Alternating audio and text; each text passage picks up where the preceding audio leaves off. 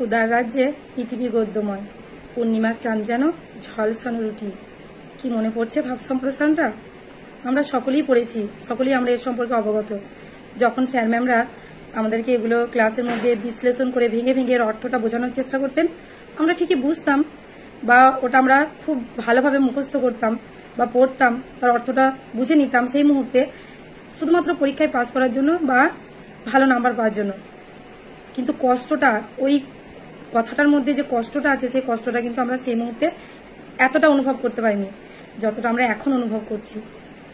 জানি না আপনারা সবাই আমার সাথে একমত হবেন কিনা, কিন্তু ওটা বারবার পড়ি আর এখন আমার মনে হয় যে তখন তো এভাবে এতটা কষ্টটা আমি অনুভব করতে পারিনি। এখন যেভাবে যে সময়ের মধ্যে দিয়ে আমরা যাচ্ছি, যে কষ্টের মধ্যে দিয়ে যাচ্ছি, সেই কষ্টটা এখন আমরা ভালোভাবে অনুভব করতে পারছি। সত্যিই তো, আমার পকেটে টাকা নেই, আমার একটা ভালো চাকরি নেই, আমি আমার কাঙ্ক্ষিত লক্ষ্যে পৌঁছাতে পারিনি, তাহলে এই সুন্দর পৃথিবীটা আমার চোখে তার সুন্দর লাগছে না।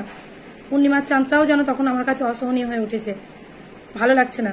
পকেটে টাকা থাকবে, আমি আমার একটা সন্তোষজনক চাকরি করব, আমার যেটা আমার মনকে শান্তি দেয়, পরিতৃপ্ত দেয়, সেই কাজে পৌঁছাতে পারবো, তবেই তো আমার সবকিছু শান্তি পাবো আমি সব দিক থেকে।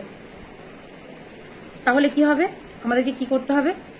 ঠিকই বলছি, আমাদেরকে সকলকে 24 তারিখ যে মহা আন্দোলনের ডাক দেওয়া হয়েছে, সেই আন্দোলনে আমাদের সকলকে দলে দলে যোগদান করতে হবে।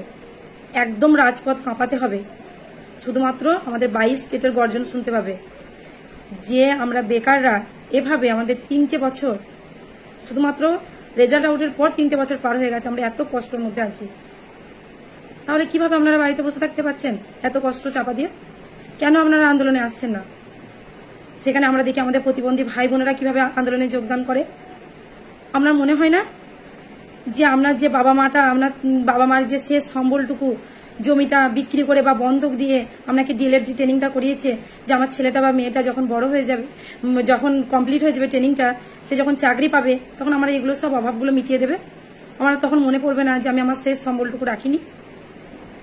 মনে পড়ে না সেই বাবা মার কষ্টটা? তাহলে কেন আপনি বাড়িতে বসে থাকেন? তার জন্য তো আপনাকে রাজপথে যেতে হবে, আপনার অধিকারটা ছিনিয়ে আনতে হবে। আমাদের কষ্ট হয় না যখন আমরা আমাদের বৃদ্ধ বাবা মার মাসে মাসে যে ওষুধটুকু লাগে, সেই ওষুধটুকু আপনি কিনে দিতে পারেন না বা আমি কিনে দিতে পারি না, শুধুমাত্র পকেটে টাকা নেই বলে? টিউশন পড়িয়ে কতটুকু করবেন টিউশন পড়িয়ে অতটা পারবেন না আপনি বা আমিও পারি না। তাই ভাবুন সেই বাবা মার কষ্টটা। আচ্ছা, সেই কষ্টটাও ভাবুন যে স্বামীটা বিয়ের পর তার স্ত্রীটাকে শুধুমাত্র তার স্ত্রীর স্বপ্ন পূরণের জন্য এখন অব্দি পড়িয়ে এসেছে, বিয়ের পর তার ট্রেনিং করিয়ে এসেছে, তাকে তার স্বপ্নের প্রতিটা মুহূর্তে প্রতিটা ধাপে তার সাথ দিয়েছে। সে তো একটা আশা করেছে যে আমার স্ত্রীটা একটা চাকরি পাবে, আমাদের জীবনযাপনটা সুন্দর হবে, আমার স্ত্রীর স্বপ্ন। তার হাতটা তো শক্ত করে আপনি ধরে বলতে পারবেন যে দেখো, তুমি আর চিন্তা করো না, সংসার নিয়ে আর ভেবো না, আমি আমার চাকরিটা পেয়েছি, তোমার কষ্ট আর অতটা কষ্ট তোমাকে করতে হবে না, তাই না? আপনি আমার স্ত্রীকে বাড়ি গিয়ে বলতে পারবেন যে আমরা আমাদের ছেলে মেয়ের জন্য ভালো একটা ভবিষ্যৎ তৈরি করতে পেরেছি, আমার চাকরিটা হয়ে গেছে, আমি আমার লক্ষ্যে পৌঁছাতে পেরেছি। সেই দিনগুলো ভাবুন এবং সেই দিনগুলো আপনি চোখের সামনে ভাসানোর চেষ্টা করুন, দিয়ে আপনি আন্দোলনে আসুন।